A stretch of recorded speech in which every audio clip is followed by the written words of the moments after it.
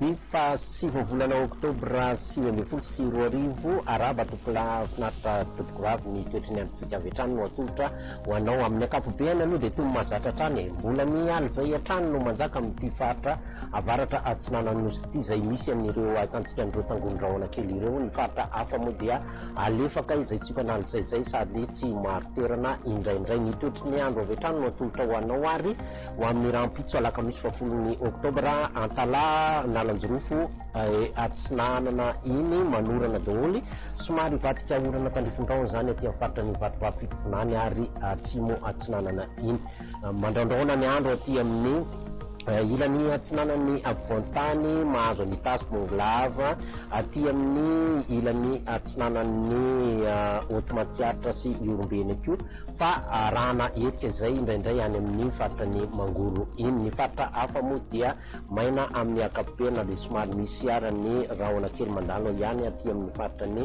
nosbe sambrano aty. Ny tolakandro indray dia mbola mitoy ihany ny orana aty amin'ity antala nalanjorofo antsinanana atya vatovavy fitovinany dia isy ny orana tandrifondraona amin'ny ilany andrefan'ny vakinakaratra moromanio otomatsiaritra iny somary mandraondraona hatrany andro dia ny faritra ny tasy bonglava iny torak'izay koa niany amin'ny faritra nosbe ambilibe ambanja iny. Ny faritra hafa moa dia maina amin'ny akapobeny fa ny faritra ny antsinana ny avoantany atya somary mandrahona miandalana izy io ary mety andrahona be zany any amin'ny takariva sy ny alina any.